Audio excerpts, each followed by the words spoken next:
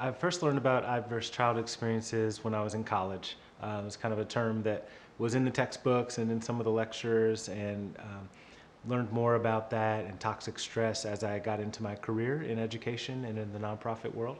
So the greatest adversity for me was losing my father at a very young age. I was in kindergarten at the time. He lost his battle with cancer.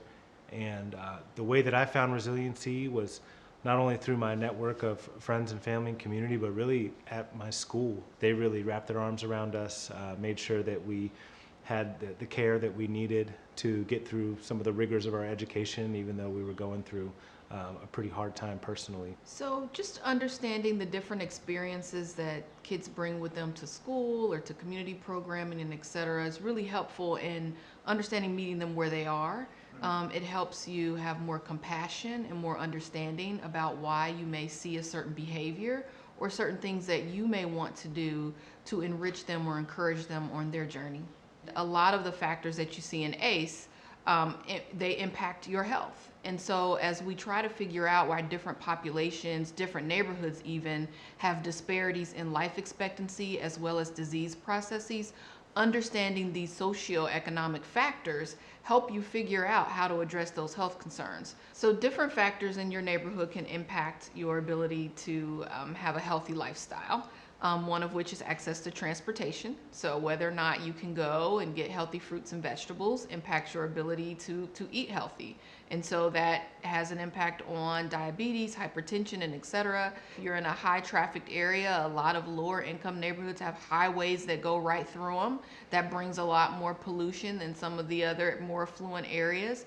Then you're more likely to have some of the effects and impacts of that. So, where you live and the ability of your resources has a huge impact on your health in lots of different ways. One of the things that adverse childhood experiences, one of the effects it has on the school system is the demand on really teachers to kind of be frontline in so many things, in mental health, in physical health, and education. It's not just a, hey, come sit, here's your ABCs, we're done. Teachers have to perform triage on a daily basis.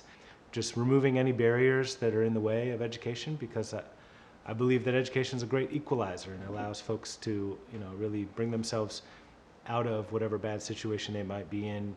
And so I think that it's important that society has an education system that considers the whole child. When I think about the past year and just how every family, regardless of where you live, your income level, your status, every family had to deal with adversity due to COVID.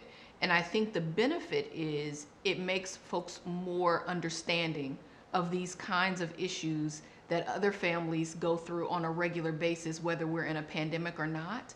And I think that understanding makes them more open to giving resources to those who may still be recovering from this pandemic or just have ongoing stress. I think the first step towards getting to a community with less adverse childhood experiences, it starts in each individual home and having that awareness of what those experiences are. I think that less toxic stress would just make it a more friendly community for everyone.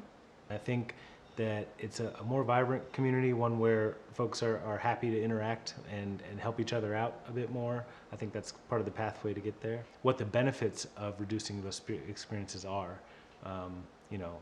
ability to think more clearly, to reduce stress, to be more happy. I think we'd all get on board for that.